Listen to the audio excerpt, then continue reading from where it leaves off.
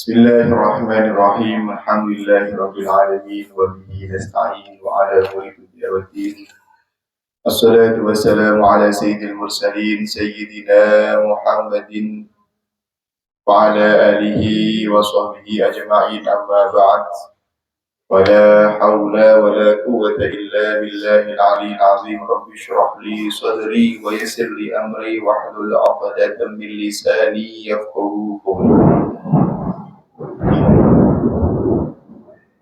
Alhamdulillah. Pada kesempatan pagi ini, alhamdulillah kalau kalian panjenengan saged bertemu kembali dalam rangka naos rutin ya walaupun jadwale gonta-ganti. Karena sajane ngaos niki eco lentur mawon. Lentur niki tepaan tabrakan atau repot gitu guys ya. Tapi alhamdulillah pada penghujung tahun ini karena momen ini momen kalau zaman penutup sebelum Ramadan. Kemarin malam Jumat kemarin sing laki-laki ngoten kalau tutup sebelum napa jenenge Ramadan karena Ramadan itu libur. Mungkin Ramadan mungkin ya wonten pondok Ramadan ngaos kali abah atau ngaos kali kula nggih wonten. Untuk ngaos rutinan ini insyaallah pada pertemuan ini kita tutup di apa jenenge pembahasan kali ini. Memiliki musannaf dijelaskan secuil tentang bagaimana kehidupan Kanjeng Sayyidah Fatimah setelah menikah. Memiliki musannaf Syekh Muhammad sinten namanya Muhammad Abduh.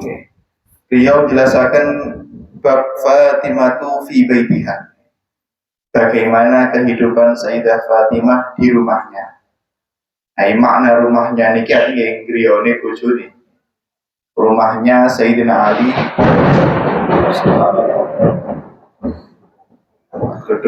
Rumahnya Sayyidina Ali yang kemarin kita bahas niku begitu sederhana, sangat kecil, orang ini apa-apa nih. Orang lemek-lemek karo lampu tok, selimut. Bagaimana seorang Sayyidah Fatimah niku menjadi istri Sayyidina Ali dan neriman dengan apa jenenge kondisi seorang suami yang sangat sederhana. Soalnya nanti mriki dijelaskan bahwasanya Sayyidina Ali niki seorang laki-laki yang sebenarnya niku tidak punya pekerjaan. Bukan berarti beliau niki nganggur, boten. Jadi zaman dia ini ngeten, Bu.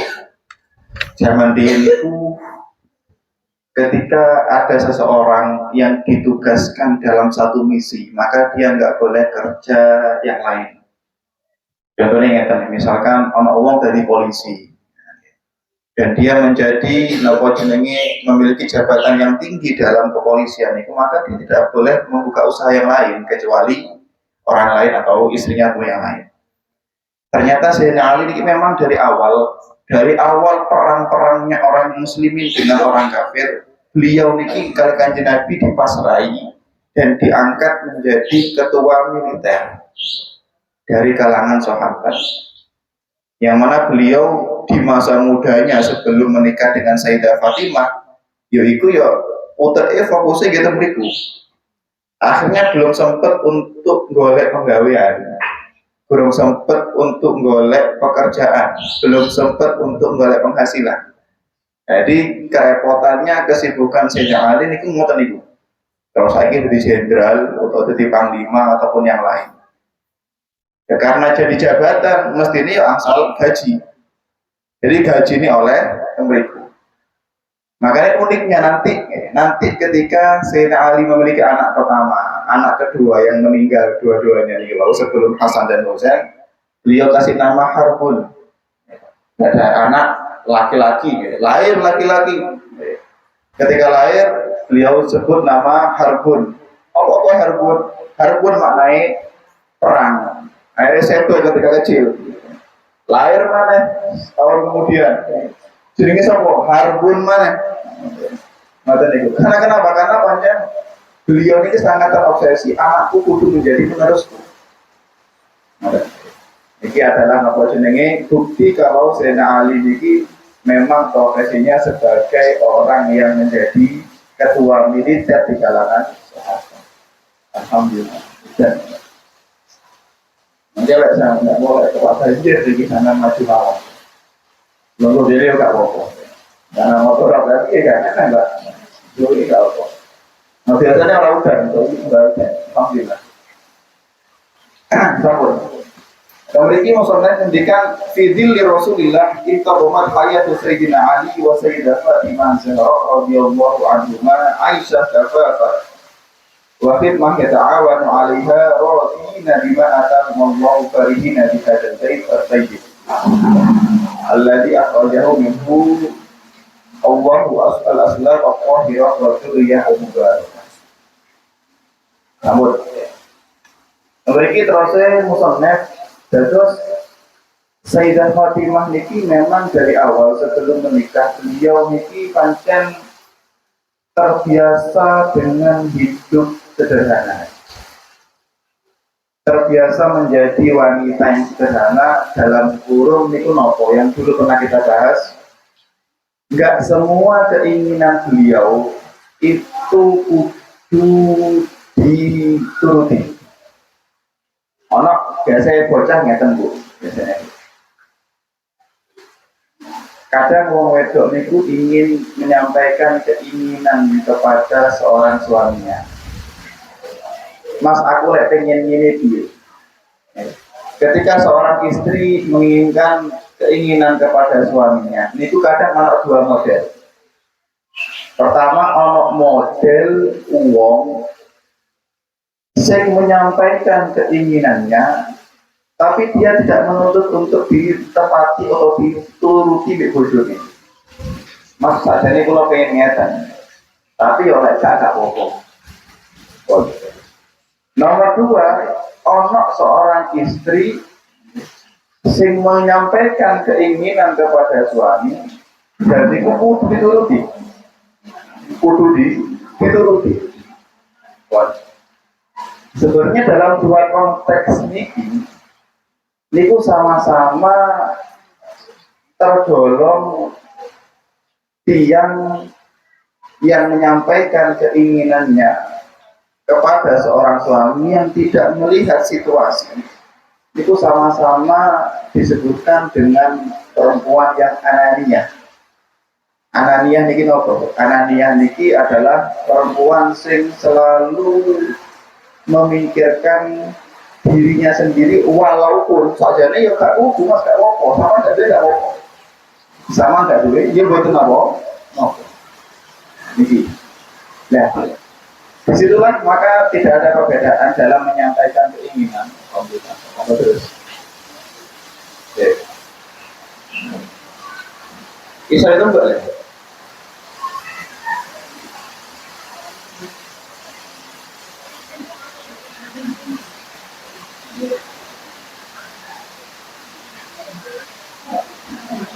Oh, aman Bu, masih aman. Tidak ada lah.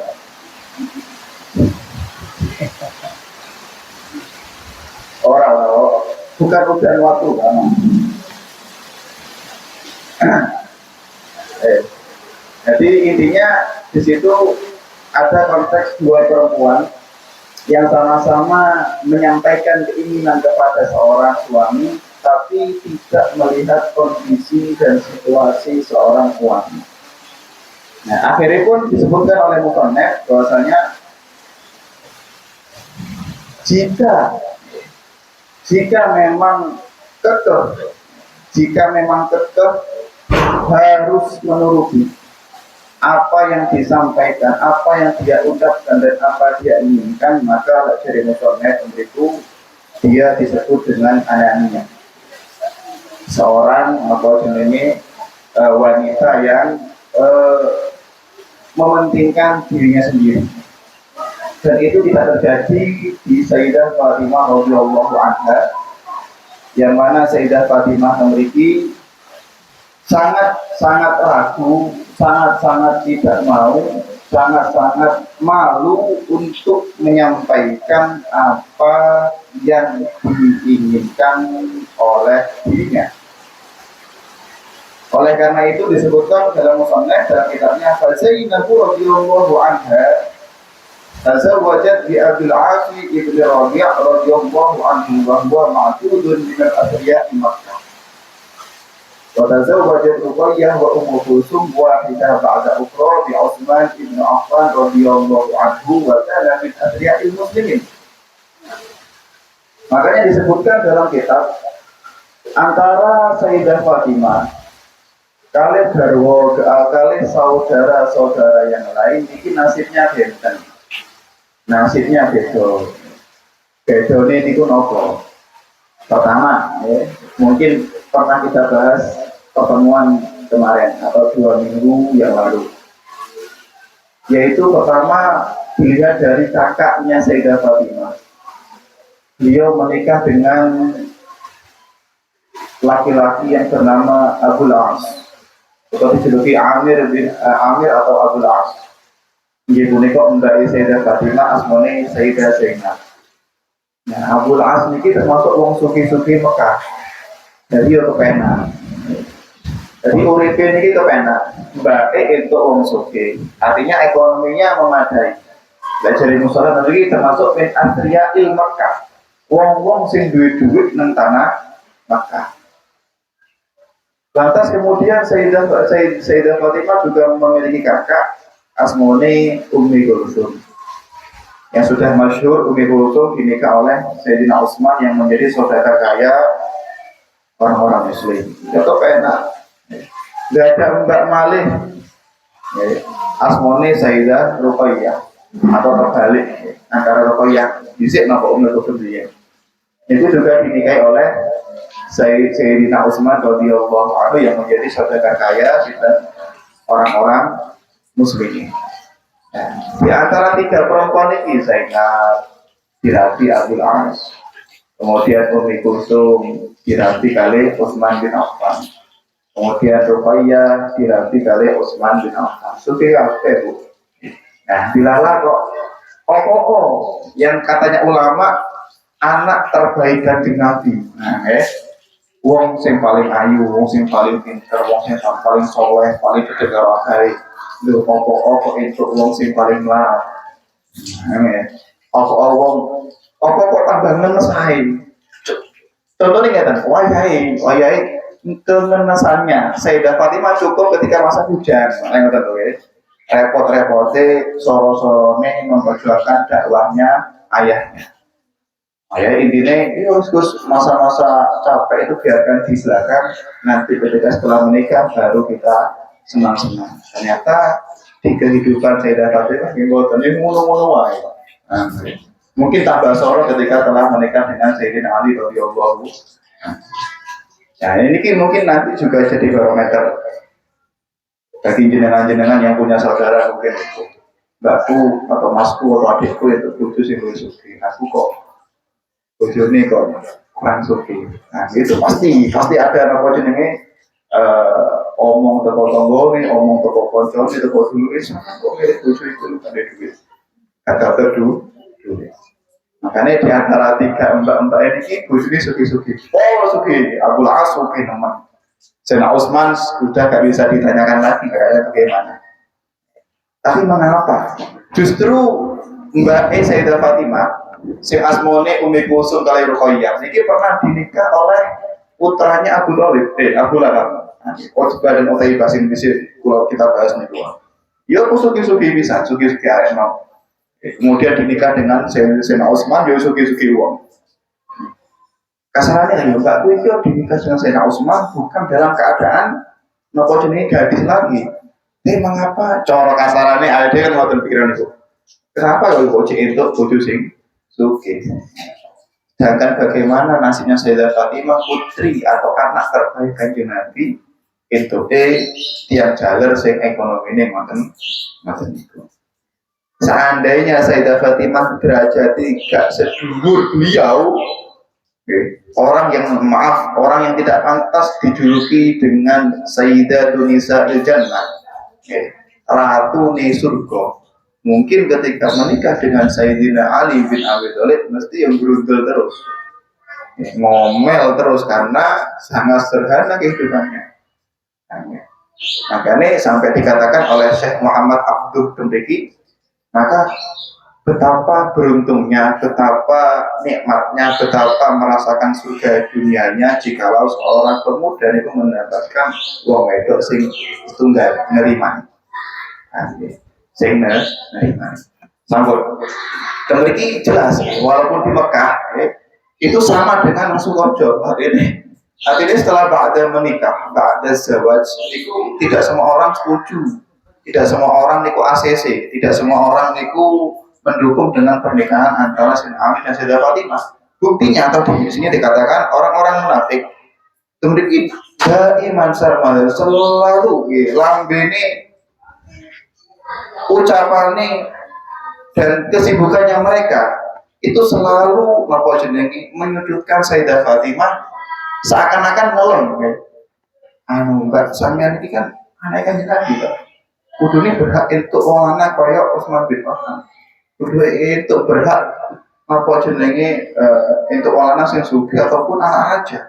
Mengapa ayahnya jenengan untuk jenengan malah nerima wong lanang kaya Sayyidina Ali radhiyallahu anhu? Justru wayahe samian, wayahe sampean nerima pinangane Abdurrahman bin Auf kan.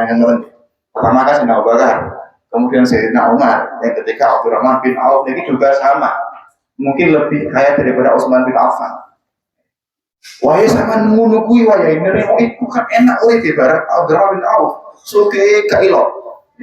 Sama saya itu ora wis kadung, wis kopi itu kadung manut, kita ya berhubung sing lanang. Nah, iki kan pikirannya gitu. Coba wes sampai pinjul yo. Aku bisa kakek mau ngomong gaya, mau tadi pasti. Nah, tapi tidak semua omongan orang itu benar. Tidak semua omongan orang itu bisa diiyakan. Tidak semua omongan orang itu jangan bisa dimasukkan dalam hati. Bayangkan kalimat-kalimat modern kadang muncul dari saudara kita. Kayak Sayyidah Fatimah ini karena saudara Bani Hashim, Bani Muthalib atau Bani yang lain, Bani Quraisy, itu tidak semuanya, itu masuk Islam. Orang yang pura-pura menjadi orang munafik. Orang yang pro dan Sayyidah Fatimah tapi demi menghidupkan Sayyidah Fatimah.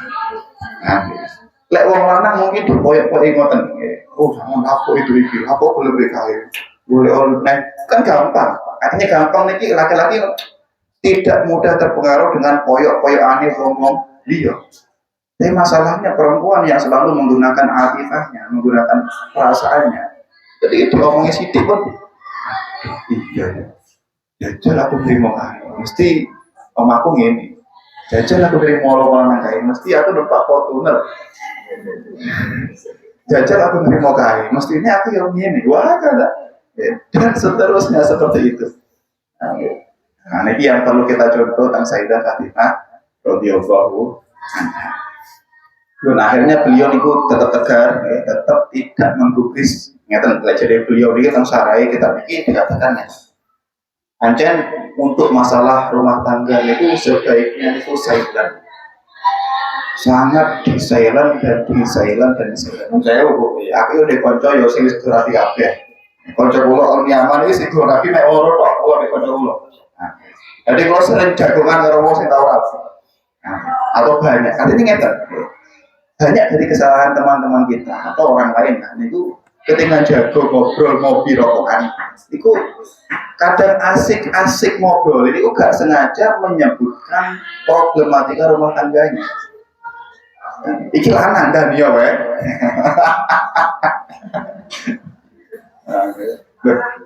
Sebenarnya gini loh, sebenarnya kayak kalau saya ulang, sebenarnya ini tuh bahaya nih. Tidak semua orang itu ketika mendengar keluhan kita itu prihatin. Jangan begini, disabar. Enggak semua orang seperti itu.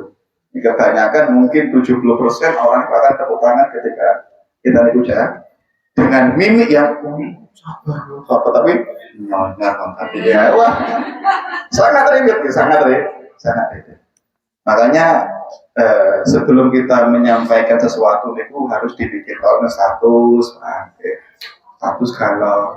Makanya kalau itu man ngomeni wong, terutama sing wis duwe bojo. Moro-moro kadang kula ngoten nggih status ciri-ciri istri solehah. Sekonangan ya kok. Konangan. WA itu loh, WA ya. Ciri-ciri status solehah. Harus taat kepada suami, harus jangan mengeraskan suara. Itu konangan. Artinya kita saja yang mulai itu konangan. Bukan tidak akan memberi makna. Ini berarti ngajarnya edukasi kepada orang enggak mungkin ya. Padahal status itu untuk orang terdekat. Iya, aku tahu mau coba satu sewa ibu-ibu mau ya seneng-senengan tapi ya. Oh iya lah, bagaimana kebayangkan ya, seorang suami yang soleh seperti Nabi Muhammad. Oh, dengan Nabi Muhammad. Sayyidina Ali radhiyallahu anhu. Makanya lebih baik itu sayyidan. Apapun sayyidan. Jadi memang benar Bu, Al-Quran pun menyebutkan tentang surat Yusuf, Nabi Syuaib niku dawuh innama asyku basti wa husni ila disampaiku tentang kehancuranku itu namun Gusti Allah.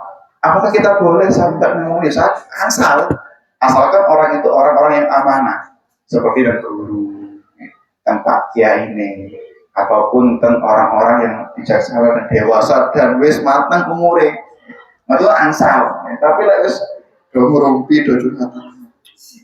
Bojoku ngono kuwi, bojomu saya apa model mah? Lek turu bojomu ya apa ngoro ya. Kadang kita itu nggak bisa mengontrol pikiran menjauh ya. Yang terjadi di teman-teman anak muda saya, khusus teman-teman yang masih yang sudah menikah itu, kadang dengan obrolan seperti itu bahkan akan menjadi pintu jendela untuk temannya itu merebut pasangannya. Ini kok banyak sekali. Tapi lek sepot-sepot kan ya sing nom ya, sing nom artinya perempuan yang masih usianya di bawah 35 atau 40 niku rawan. Atau di bojo sing umure cek 40 ngisor itu rawan ya, cek rawan ya. Kapan gak rawan bersita? Bersita sekolah sudah apa-apa ya.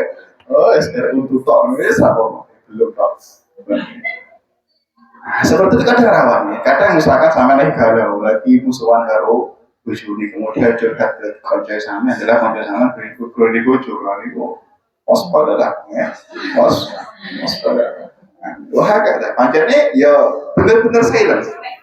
Makanya disebutkan dalam kitab ini Sayyidah Fatimah itu melakukan proses apa namanya manten anyar itu sangat silent. Tidak foto karo yang non saniti, namanya mana-mana lokal. Nah, kalau tidak tutup kayak masa lagi, ada jadi apapun kesenangan yang dia rasakan ketika menikah dengan Sayyidina Ali ini pun di-share. Nah, kan masalah ini, dia silent banget, suka dan duka, walaupun banyak sukanya, banyak bahagianya kalau Sayyidina Ali, ini pun sangat di-silent. Mungkin kita kadang gak betah, ya. Untuk menyembunyikan kesenangan kadang kan gak betah. Bojoku lagi tuku vario, cipot, modelnya, model matic terus gini, Jackson, ya wah, makanya fa'alma bini amati rabbika fahadis, lek ngerasa nikmati Gusti Allah maka hadis, maka katakanlah, sampaikanlah, ungkapkanlah. Itu bukan berarti kita harus anggar itu rezeki sama omong-omong itu jangan, bukan bermakna seperti itu. Artinya maksudnya Gusti Allah niku wa amma bi ni'mati rabbika fahadis. Kalau kita sedang merasakan bahagia, maka ungkapkanlah dengan rasa syukur. Tambah taat dan pangeran, tambah taat nang bojo, tambah abdi kali yang sopan iku hadis. Ungkapkan ngoten niku ungkapkan alhamdulillah bojoku ngejakku nang buang sopo nang deng. Nah, iku bojoku ngejak umroh, di bojomu.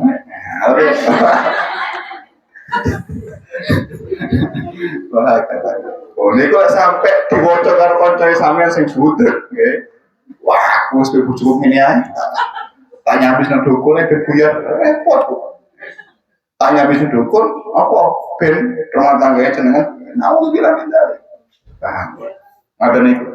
Makanya yang diterapkan oleh Sayyidah Fatimah Zahra ketika menikah dan menjalani manten-manten anyar itu sangat silent.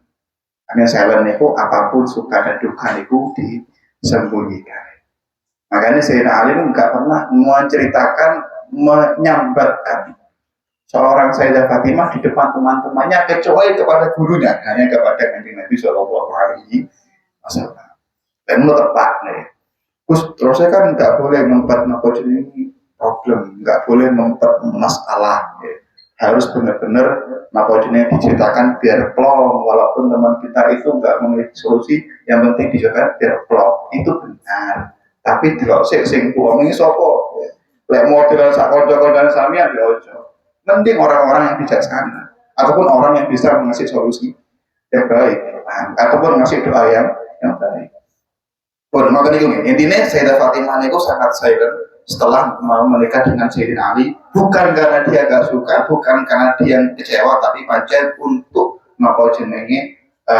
menjaga keharmonisan, menjaga keutuhan rumah tangga yang perlu dibangun. Sambung ya. Kemudian beliau niki menjalani setiap harinya dengan sangat kesederhanaan. Dan ternyata Sayyidina Fatimah itu tidak hanya merawat Sayyidina Ali, juga terus merawat dengan Rasulullah Shallallahu Alaihi Wasallam, sering membantu dakwah Kanjeng Nabi Shallallahu Alaihi Wasallam sampai di momen beliau niki kepikiran setunggal. Kepikiran beliau niki nendalemi pengen duwe khotimah.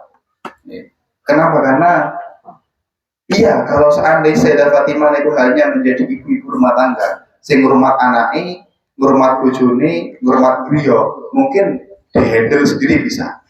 Tapi beliau ingat, beliau ini adalah putri Rasulullah, pengganti wakilnya Kanjeng Nabi di sahabat perempuan. Karena waktu itu Sayyidah Fatimah dengan Sayyidah Aisyah itu lebih tua Sayyidah Fatimah. Kanjeng Nabi belum memiliki sosok figur yang alim, yang ilmunya luas untuk mengajarkan, untuk mengajak perkumpulan sahabat perempuan. Nabi kan fokus menjalar. Nah, Kanjeng Nabi punya ciri khas. Kanjeng Nabi ini boten nate musafahah, sungkeman kali wong wedok. Terus pripun lek wonten sahabat perempuan yang Islam niku baiat salaman tapi pakai kain surga. Jadi ibu-ibu caranya kalau pojok surgane, Kanjeng Nabi nyekel pojok surga. Terkira matanya ibu, Nabi betul pernah sungkem atau disungkem dengan perempuan ajnabiyah ataupun sahabat perempuan. Dan Nabi waktu itu belum punya wakil. Sayyidah Aisyah masih terlalu muda untuk menjadi orang yang alim dari masih muda.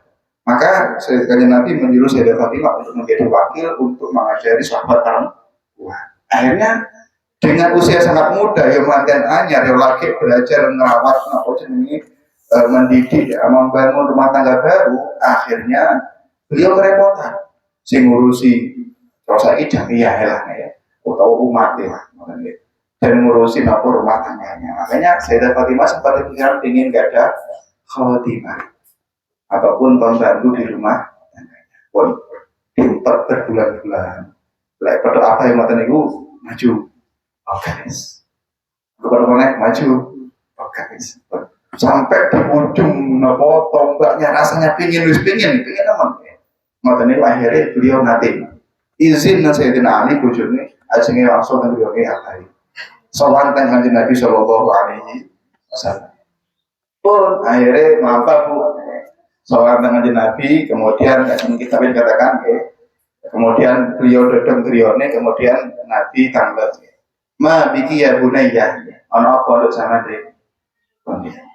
Kemudian qalat jitu li aslama alik. Diusallima alik. Saking malunya pingin minta sesuatu, Sayyidah Fatimah lagi ketika melebet dan krione abai, ana apa nduk sama dene nduk. Buatan golong cuma pengen peluk sarung jenengan. Padahal kedatangan beliau pengen nyuwun satu khotimah untuk ada dalam rumahnya. Saking malunya Sayyidah Fatimah untuk jalur itu tak apa yang dia kan boten ya. Adik guru nopo Pak Mbok iki kok. Sayyidah Fatimah nggak biasa minta nggak biasa. Coba bayangkan jenengan punya anak yang ketika ingin menyampaikan keinginannya itu dipikir bolak-balik dan di apa jenenge diolah dan di apa renungkan lagi bolak dan mungkin malu. Itu betapa hebatnya. Kenapa? Karena niku menjadi kenapa? Menjadi watak yang seharusnya ada dalam setiap anak muda. Enggak semuanya apa yang ada dalam pikiran kita itu harus dituruti. Akhirnya ketika napa jenenge, ketika kita ngerti, kenapa ndak sama nendok, buatan kalau namun hanya ingin urusan menjenengan. Hanya sama. Ajar musannaf wa manah al hayat atas al fima ja'at min ajli. Sifat malu yang ada dalam Sayyidah Fatimah itu mencegah dirinya untuk menyampaikan keinginan. Ada mereka Rasulullah pun maksudnya beliau nih. Pun. Nah, kemudian dianggap oleh Sinten ini Sayyidina Ali radhiyallahu pun pun sampun matur nang Kanjeng Nabi. Kali wajah yang napa jenenge serba bingung matur. Kula niki sampun suwatan apa. Tapi rasa malu kula untuk menyampaikan keinginan niku akhirnya menghalangi kula untuk menyampaikan itu. Nah, kemudian semerap dengan posisi ngoten niku akhirnya yang maju adalah Sayyidina Ali radhiyallahu anhu. Kemudian beliau sama dengan Nabi, kemudian ingin menyampaikan apa yang diinginkan sehingga Fatimah baru sampai. Kemudian apa respon kanjeng Nabi? Ketika gendok pengen khotimah, gendok pengen pelayan, gak izin lah. Jawaban Nabi kita nih, gak izin lah. Aku biasa santri, jadi Nabi dah ngeliat aku biasa santri, sing uripe nang turuin nang masjid. Dia enggak duit kelambi kecuali 2 helai, dan dia makannya nunggu sisa makanan orang-orang muslimin. Masa gak izin di ibu, kudune anu pet kowe soro daripada wong biasa. Nah, ini jawaban dengan Nabi. Nabi gak ada santri bu, yo arah pondok ini lagi. Jenenge Ashabus Suffah. Wong turun di tembundi, itu langgare kanjeng Nabi, Masjid Nabawi. Mame piye? Mame kadang ya ono sing ngekeki yo masak dhewe utawa ngenteni sisa makan orang-orang masyarakat Madinah. Kelambine mek loro. Sinten ketua pondok ini? Abu Hurairah. Nah, ini ku ngoten niku urip Bu. Jadi kadang ketemu Bukhari niku Ashabus Suffah niki Bu, lek salat niku namung gak ada satu sarung. Sarung. Pripun lek gawe sarunge? Buntelan niki Bu nggih. Niku dipae ning gulune. Bu. Lek kaya nang mriki ne ngorot. Udele gawe ketok awate ketok. Ayo tak mriki. Bu. Bahayanya piye? Lek sujud. Ya. Lho kan cendek Bu. Ayo ngomong sujud ngeten, nonton. Saking larate. Orang malah sing ngeten gawe ini nih. Siapa ngerti arek cilik maling-malingan. Nah, ngoten niku. Karena hanya punya 2 pakaian, setunggal baju kotor, soalnya ge sholat. Lah sing ge sholat kotor diubah, iki diubah wis garing digawe. Ganti ngoten niku saking marate Ashabus Suffah. Nah, Nabi jawe ngoten niku. Gendho gak izin ta, aku ya santri sing uripe ngono kuwi. Ya kudune keluarga luwih besar daripada mereka. Mereka soro demi mencari ilmu demi golek akhirat. Nah, anak itu kudu soro demi untuk mencari Iku didikan kanjeng Nabi kepada istrinya. Itu kok anaknya dia enak mau kemudian mau rio di terus mana yang betul. Wah kata, niku jabat ini sinten namine kanjeng Nabi kepada kalau itu lebih itu bukan kisah gitu guru yang ngoten. Saya telah Habib Umar yang ketika merintis pondok Tarim itu ngoten niku. Jadi riyen niku ketika santri-santri pertama. Jenengan sama santri pertama beliau niku almarhum Habib Muntir itu. Mungkin jenengan sering ningali teng napa video atau teng YouTube atau teng niku dulu beliau pernah bercerita ngene. Dhisik niku anu le Jawa ngene. Dhisik iku ngene le. Jadi ketika sarapan itu dapur itu masak sih. Nah, masakin itu lek sarapan pakai roti. Jadi roti seperti gini, makanan boten. Pakai roti kemudian nanti roti yang masih hangat, sing masih enak, terus sego. niku dikene santri. Tenang. Niku ada santri warak. NTP niku sisa-sisa niku kemudian dikumpul nih. Kayaknya ngongkon khodami. Kumpulnya eman-eman lebih buah. Jadi buah. Kemudian disalahkan dalam. Ternyata setelah kumpul di dalam, kemudian Umar manggil yuga-yuga ini dibujuni. Maaf kan, maaf nopo sisa nih, nopo segone santri. Ketika tentarin itu, teng Yaman itu musim dinginnya luar biasa, kadang sampai minus. Itu kadang ya tadi santri, kadang mau singkat itu mul, ngoten itu. Akhirnya, Umar itu setiap malam itu keliling kamar kotaan. Kalau santri gak ada mul itu bingung deh. Akhirnya mau dalam boleh kemul. Jelas orang kemul juga nih si bayi. Belum cukup, dicukup kemudian dikemul nang santri. Nah santri nih jing pesangi pas subuh dia utang tuh. Kau nak kemul nang aku nang awakku. Kemul itu mau pesing. Nah mau pesing loh. Kenapa? Karena kompolnya juga nih beliau. Dan saat ini nopo jenenge termasuk nopo jenenge yang menyaksikan itu ya. Santri pertama yang bisa dikeluar kalau HKI dikeluar. Begitu sorone beliau dulu itu. Jam 3 malam kadang satu demi santri yang mulai beliau wis nang jeding pondok. Lo sikat. Bukan beliau saniki ya sama sosial TV saya ingat itu enak bisa juga nonton itu. Saya mendengar sendiri dari senior saya. Engkau sikat nih. Tadi ketika santri asing wudhu qiyamul lail itu delok jeding wis bersih. Sampai akhirnya konangan. Kayak sing sih jeding pondok Pak ini dhewe. Ayo. Are santri kompak wis kau lagi kai iso ikutnya dhewe lebih dhisik tani daripada Pak Yo kan. Makanya para kiai sepuh-sepuh yang tidak lihat mungkin di YouTube atau mungkin di media yang lain itu rian kebanyakan dulunya seperti itu. Entah kiai teng Jawa, kiai teng Mekah, kiai teng Yaman, kiai kebanyakan orang itu. Nah, ini napa jenenge? Wis mulai nom koyo awake dhewe iki rokokan, rokokan ngopi dulu. Setuake kayak orang gak mungkin kayak tapi makanya gak soro, so. Saya akui itu, karena wis awal masa mudanya seorang maka tuanya seperti itu. Nah, saya jadi napa Imam Ghazali idza asyraqat al-bidayah asyraqat an-nihayah. Makanya akhirnya Sayyidina Ali kali kanjeng Nabi disuruh ngoten niku. Enak temen kayak cinta untuk iku. Jalur khodam. Padahal aku di santri sing urip ngono kuwi. Ngene wae tak kei donga sing waca iku sing insyaallah mbok waca iku kebutuhan hajat dunya lan hajat akhiratmu akan terpenuhi. Nah niku adalah doa yang pernah kita bahas pertemuan kemarin. Ya niku biasanya sing waca niku wae. Itu pertama beliau mengisahkan napa jenenge maos subhanallah 33 kali. Alhamdulillah 33 kali. Allahu Akbar 34 kali. Itu adalah asal usulnya ijazah niku serta Sayyidina Ali menyampaikan keinginan Sayyidah Fatimah yang tidak napa jenenge nggak bisa menghandle kebutuhan rumah tangga dan kebutuhan apa jenenge masyarakat itu. Wah kada jadi niku masa napa bagaimana kehidupan Sayyidah Fatimah ketika menjalani apa jenenge rumah tangga yang baru dan beliau sangat orang yang sangat neriman wong sing hanya ingin menyampaikan sesuatu ke ayahnya itu sampai mundur-mundur. Ngoten niku.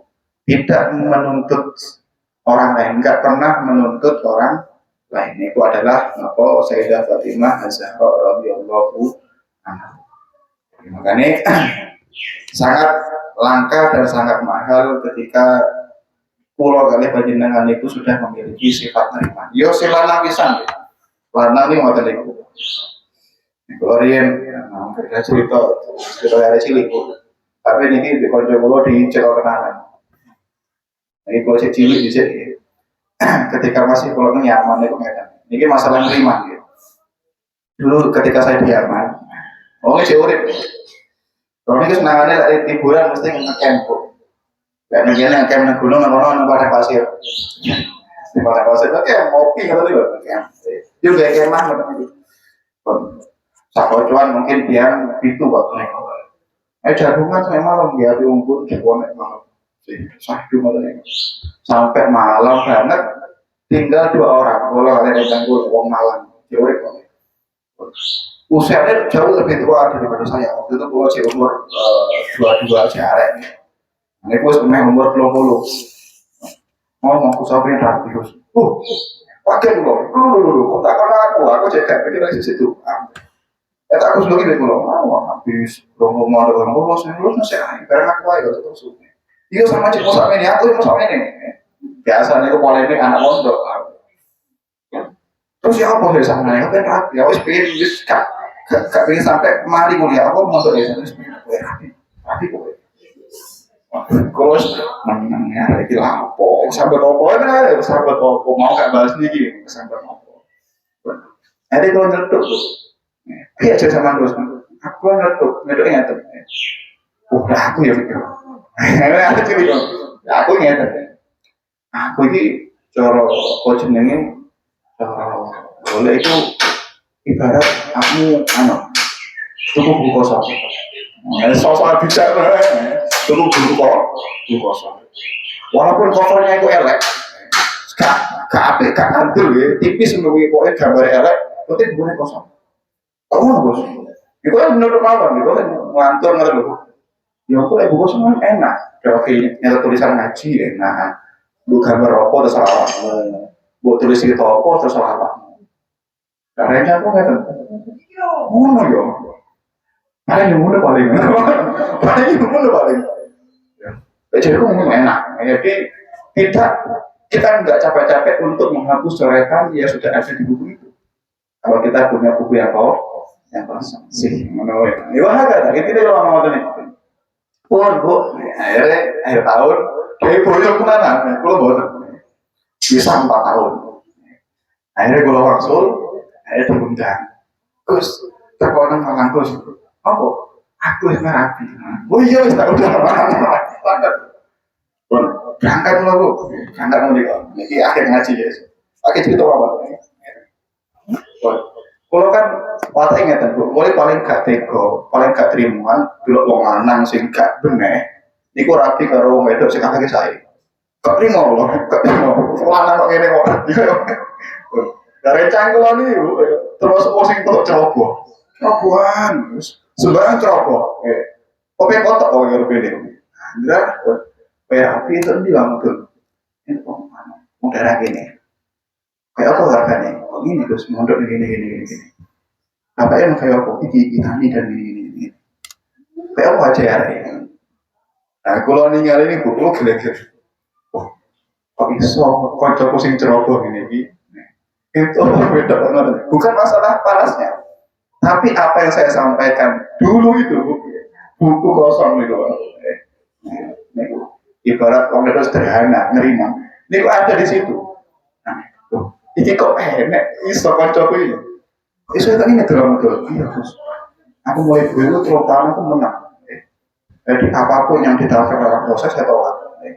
Terus piye? Lah kae, pas ngemah kae. Omong tak cekel aku. Bang, tak cekel aku. Golek sing sangat posisi bersih, akhlake sae, ibadah kuat, anake mondok, yo nerima. Nah, cover wis nomor 21. Iku tak boleh tenang. Dan dia itu tenang. Kok nanti itu, itu ada di. Kok untung teman, kalau teman, ada akad tuh, mantul akad, tawaran nih kalau itu dia itu. Kalau malah ini betangan gegem, awas kok sampai edolim nunggu bukan awas. Pertama sing gebuk ya aku. Soalnya kan kalau mau dekat terima, paling sangat kasihan dengan perempuan yang baik-baik. Wong wedok sing akeh sae, sing ibadah sae, sing normal ibadah, sing taat kali gurune, sing kali barang haram niku niku pas itu wong lanang sing itu ratul FM lho Bu, floma-floma wah. Ya kok panjang kula niku sing floma-floma niku. Walhasil niku akhirnya ngaji dengan cerita sing gak jelas. Ngoten niku. Lah ndak sama ya kok Gus. Apa yang buku kosong? Saya buku kosong angel. Buku kosong angel lagi terus. Zamanmu juga sama sama gue angel saya sana. Wah, ada. Tidak buku kosong nego jadi kolorien nyeletuk itu. Terserah bujune. Apa ditulis mampu mau terserah. Mau ditulis kisah mampu terserah. Sang suaminya konek saat ini kalau napa sing lanang niku alumni pondokan insyaallah dikirim hal baik. Pokoknya yo terus nih mondok ngaji nih ketika sudah boleh wallahu alam. Insyaallah kita teruskan nanti di di bulan Syawal setelah Ramadan setelah Syawal untuk beliau ini mulai aktif lagi kita ngaji lagi karena ini tinggal sepertiga nggak sampai seperempat kita lagi insyaallah kita khatamkan nopo kisahnya Sayyidah Fatimah radhiyallahu anha. Ini tinggal bahas dengan bahas beliau ada juga kemudian bagaimana merawatnya pendidikan Sayyidah Fatimah kepada anaknya, kemudian kisah tentang masa kecil cinta namine Hasan Husain kepada Sayyidah Fatimah dan Zainal Ali dan bagaimana peran Kanjeng Nabi merawat Hasan dan Husain. Tapi termasuk Hasan dan Husain ini ageng itu juga tidak kalah dirawat oleh baik Kanjeng Nabi. Kanjeng Nabi ini rela embe-embean demi Hasan Husain. Ngerti embe-embean dia. Makanya mereka lagi kita diceritakan para sahabat nanti, kan nanti sering sowan yang dalamnya Kanjeng Nabi. Dari sana sowan Pak Yai. Kaget tuh. Oh, Hasan Husain ini numpak nang dari Kanjeng Nabi ngeten. Ya Allah. Sampai sahabat dawuh, nikmar raqib anta. Jadi api wong sampean nggih. Apa numpaki Kanjeng? Nah. Nabi dawuh, gak trimo. Nabi dawuh guyon nggih. Wa nikmar apa jenenge? Nggih. Wa nikmal mar'u dan orang yang terbaik yang ditunggangi ya aku. Apa nih? Jadi Nabi rela. Pernah juga Nabi niku salat jamaah, ya. Pun ali sahabat niku pun usia sepuh Kanjeng Nabi. Waktu sujud. Niki Sayyidina Hasan dan Husain niku moro-moro berangkang dan wonten berikan Kanjeng Nabi. Berikan Kanjeng Nabi. Akhirnya Kanjeng Nabi sudah itu suwi teman. Satu sahabat itu nengok. Kenapa? Karena masa sepuhnya Kanjeng Nabi. Dia orang Kanjeng Nabi saya ketika suwi bu, nengok, bukan deh. Mana sudah mati. Itu biasa. Ada. Nanti 6 hari itu ada. Kemudian ketika salam, sahabatnya ngaji ketarat itu dia ragu ya, haji mobil. Akhirnya Nabi dia mulai ngawat ya. Apa oleh kayak sama kok ragu kok tapi takon. Nggih Kanjeng Nabi, kula niku sempat suwun jenengan. Kenapa jenengan sujud lama? Enggak kayak biasa nih. Iya mau anak tole Hasan dan Husain mencelok nang pundakku. Dan aku enggak mau mengganggu cucuku ketika lagi bermain walaupun saya sholat. Nabi itu mengalah ke putune walaupun dalam keadaan ini. Makanya jenazah Hasan dan Husain itu sangat dididik keras atau dididik intens kali Kanjeng Nabi, tidak hanya dididik oleh Sayyidina Ali atau Sayyidah Fatimah radhiyallahu anha. Cekap yang ngaji ini untuk pertemuan penutupan ini mungkin yang ada yang mau ditanyakan seperti biasa monggo jenengan tanyakan.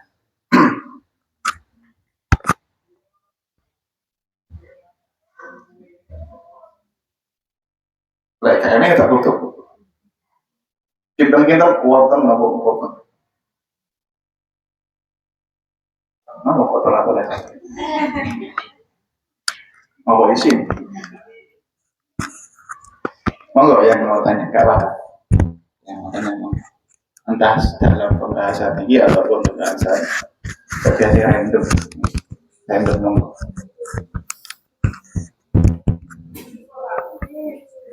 Sambil nunggu pertanyaan tak kayak apa jenenge keterangan. Riyen itu kalau nanti jarang dekok guru nulisan kitab wonten kunen ngeten. Jadi beliau muni niku nulisan kitab. Kira sepuh ya.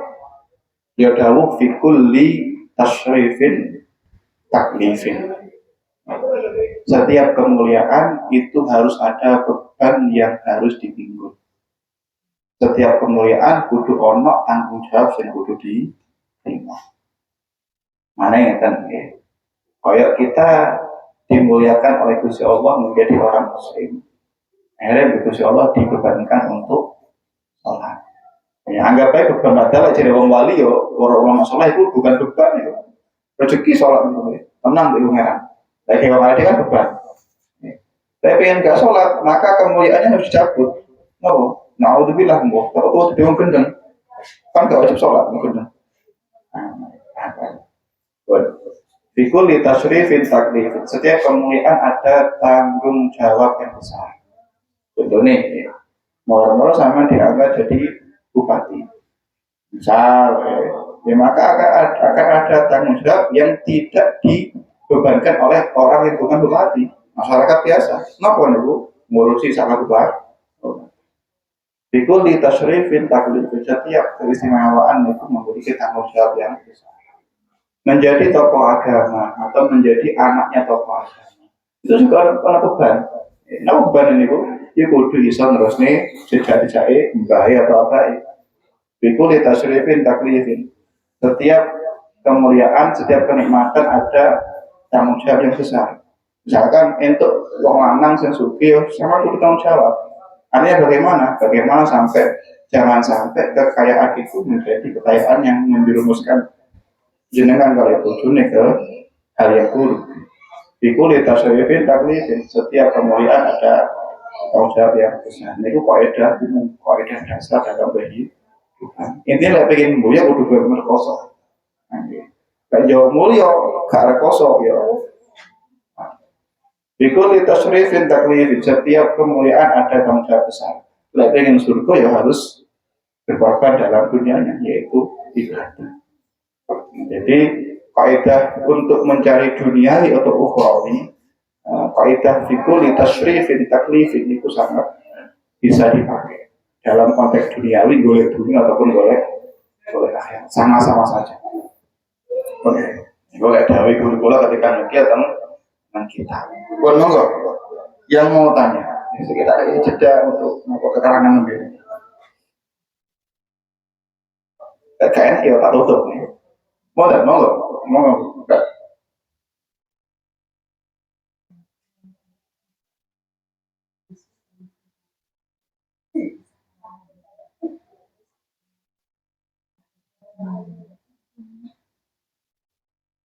Saya kok gak promo boleh kan? Iya, monggo.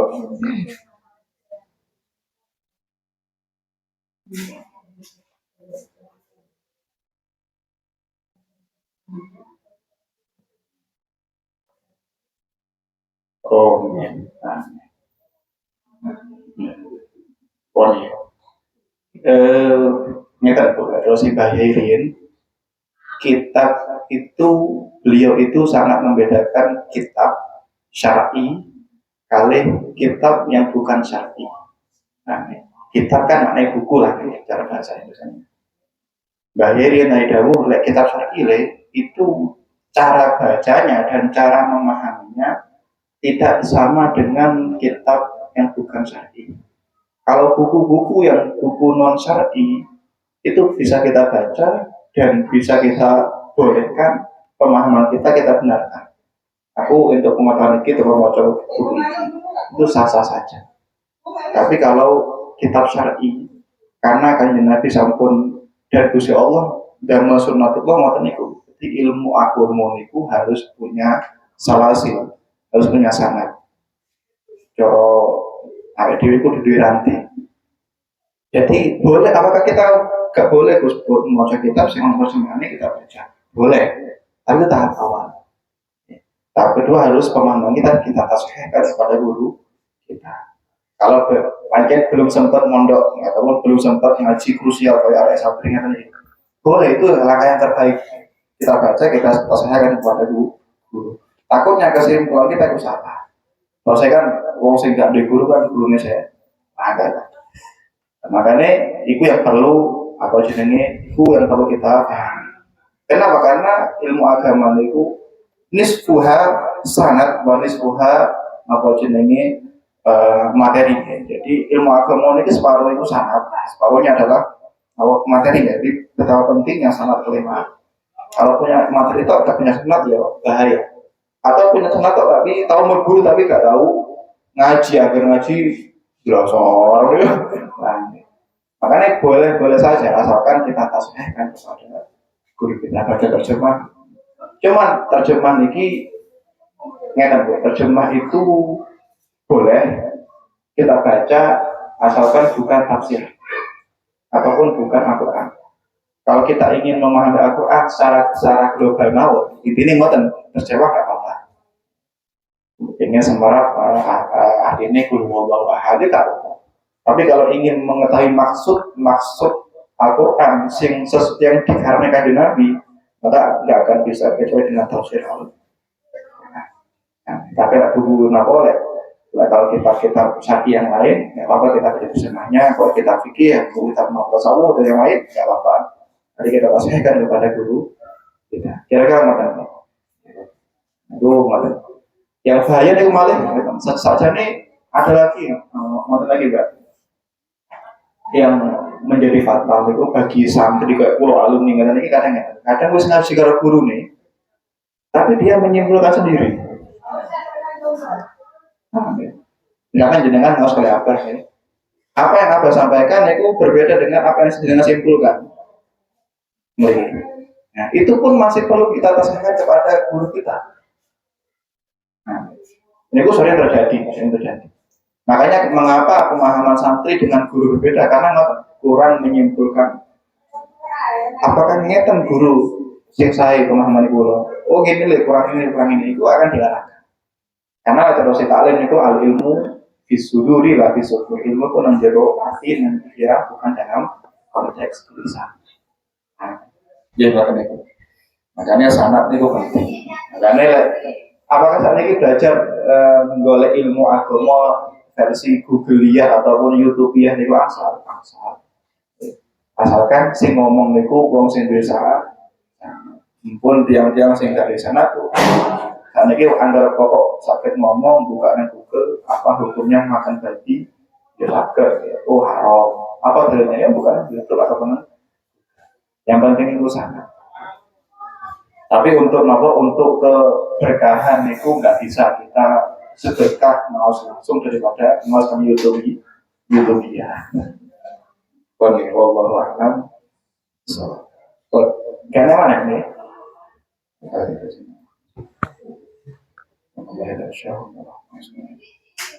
الفاتحة.